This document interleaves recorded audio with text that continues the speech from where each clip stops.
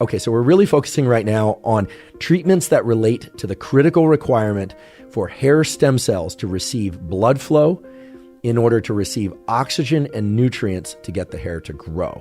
And that's really what minoxidil is about. It's also what all of those anecdotes you hear are all about, like massaging the scalp or putting red light on the scalp. Although red light might do some other things, in general, heating or lighting of the scalp or massaging of the scalp is really designed to increase blood flow to the scalp.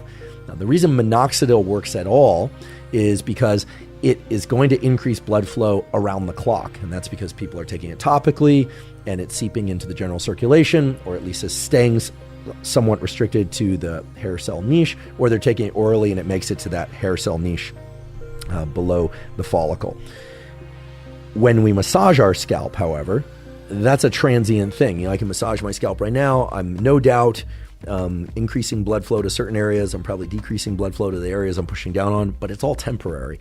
I don't know many people that can massage their scalp enough during the day, or long enough during the day rather, that it would sufficiently increase blood flow. With that said, it is clear that increasing blood flow to the scalp by way of reducing hypertension, which is effectively accomplished by expanding the blood vessels and capillaries, is an effective way to at least hold on to the hair that you have. Is it going to completely halt hair loss? If you have a strong genetic bias towards hair loss, no. Is it going to reverse hair loss? Very unlikely that it will, but it can slow hair loss or even maintain the hair that you have. So if we were to take a step back and ask ourselves, what other sorts of drug treatments are out there besides minoxidil that increase blood flow and that might increase the rates of hair growth, or more likely increase maintenance of hair that one already has by increasing blood flow to the niche? And nowadays, there are more and more doctors who are familiar with this requirement for blood flow, understand the mechanisms by which minoxidil works, and understand the vast desire out there for people to hold on to the hair they have and regrow hair. And they're prescribing things like low dose tadalafil, so 2.5 milligram to 5 milligram tadalafil. Tadalafil was initially discovered as a drug to treat prostate health. It was a drug that we now know can increase blood flow to the prostate and thereby offset some of the issues associated with an aging prostate. Higher doses of tadalafil, sometimes also referred to as by its brand name, which is Cialis, are used to treat erectile dysfunction, but at the dosages that are used to increase blood flow to the prostate, and that now a number of doctors are using to increase blood flow, not just to the prostate, but to all regions of the body, including the scalp, such as 2.5 to 5 milligrams tadalafil. So this is something that I think deserves attention because it falls under the umbrella of increasing blood flow to the hair stem cell niche in order to maintain hair. It is not something that most doctors are going to be familiar with as the way to reverse hair loss, because it won't do that. But the use of low-dose tadalafil to slow rates of hair loss is very much, in a logical, mechanistic sense, exactly the same as the logic of using minoxidil to slow rates of hair loss. It's all about increasing blood flow to support the stem cell niche below the hair follicle. The critical requirement for blood flow, oxygen, and nutrients to the stem cell niche is also why you hear a lot nowadays about the use of PRP, platelet-rich plasma, for trying to offset hair loss or even reverse hair loss. We're going to do an entire episode about PRP. It is pretty controversial in certain circles and well accepted in other circles.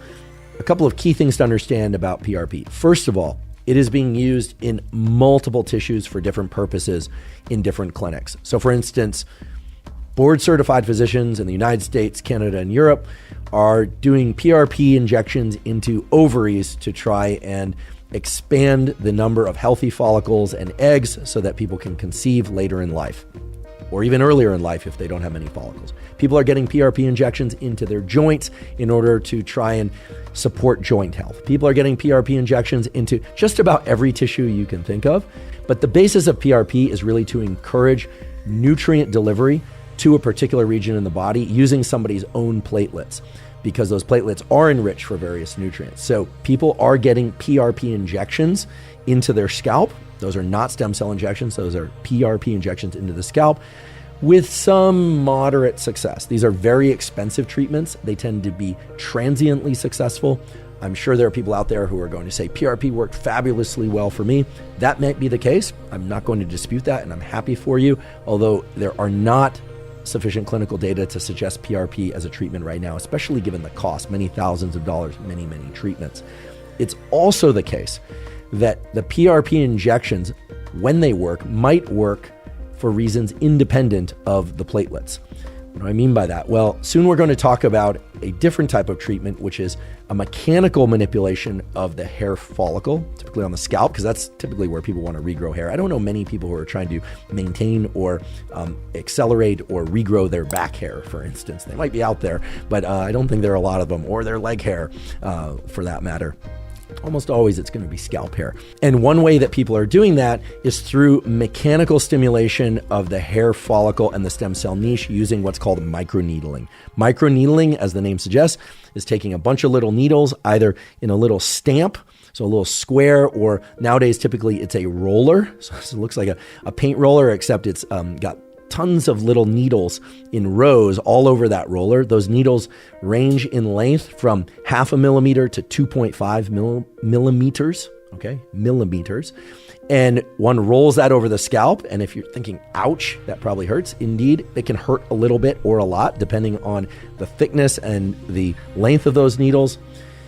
Microneedling has been shown to do two things. It has been shown to reactivate semi-quiescent populations of stem cells that are in that telogen phase, putting them back in anagen phase, and thereby stimulate more hair growth.